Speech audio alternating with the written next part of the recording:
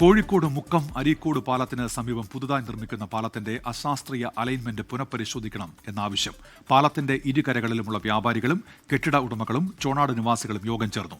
നിർമ്മാണം നിർത്തിവെച്ച് അലൈൻമെന്റ് പുനഃപരിശോധിക്കണം എന്നാണ് ഇവരുടെ ആവശ്യം. മുക്കം അരീക്കോട് പാലത്തിന് സമീപം പുതുതായി നിർമ്മിക്കുന്ന പാലത്തിന്റെ അശാസ്ത്രീയ അലൈൻമെന്റ് പുനഃപരിശോധിക്കണമെന്നാവശ്യപ്പെട്ടാണ് പാലത്തിന്റെ ഇരുകരകളിലുമുള്ള വ്യാപാരികളും കെട്ടിട ഉടമകളും ചോണാട് നിവാസികളും യോഗം ചേർന്നത്.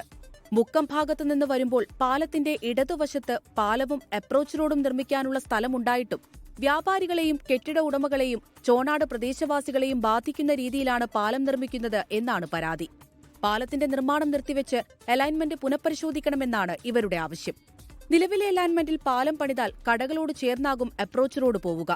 ഇത് തൊട്ടടുത്തുള്ള കെട്ടിടങ്ങൾ അടച്ചിടേണ്ട അവസ്ഥയിലേക്ക് എത്തിക്കുമെന്ന ആശങ്കയിലാണ് വ്യാപാരികളും കെട്ടിട ഉടമകളും.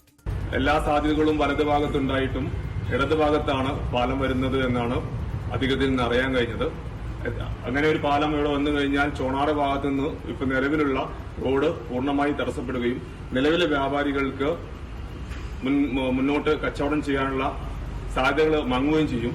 അതേസമയം മുക്കത്ത് നിന്ന് കാരശ്ശേരി കൊടിയത്തൂർ ഭാഗത്തേക്ക് പോകുന്ന നിരവധി യാത്രക്കാരും കാരശ്ശേരി പഞ്ചായത്തിലെ ചോണാട് സ്വദേശികളും ഉപയോഗിക്കുന്ന റോഡ് ഇല്ലാതാകുമെന്ന ആശങ്കയാണ് ചോണാട് പ്രദേശവാസികൾ പങ്കുവെക്കുന്നത്. ഈ റോഡ് ഈ പാലം വന്നാൽ എങ്ങനെ വരും എന്നുള്ള ആശങ്ക ഞങ്ങൾക്ക് നാട്ടുകാർക്ക് എല്ലാവർക്കും ഉണ്ട്.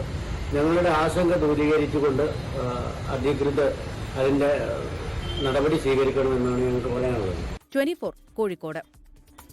ലോകത്തെവിടെയായാലും ഏത് സമയത്തും 24 വാർത്തകളും ഓഗ്മെന്റഡ് റിയാലിറ്റി പാക്കേജുകളും എക്സ്പ്ലെയിനറുകളും വിശദമായി കാണാൻ ഞങ്ങളുടെ യൂട്യൂബ് ചാനൽ നിങ്ങൾക്ക് സബ്സ്ക്രൈബ് ചെയ്യാം.